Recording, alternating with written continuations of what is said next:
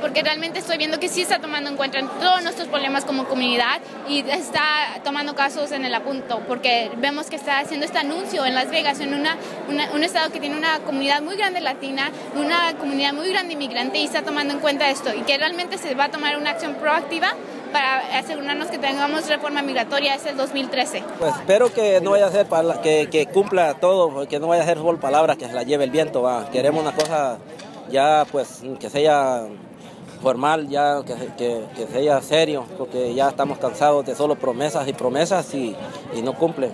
Pues dijo que iba a luchar para una reforma con todo su gabinete, pues espero yo que sea, pues me gusta eso que dijo y espero que sea realidad. Siento una cosa muy bonita en mi corazón.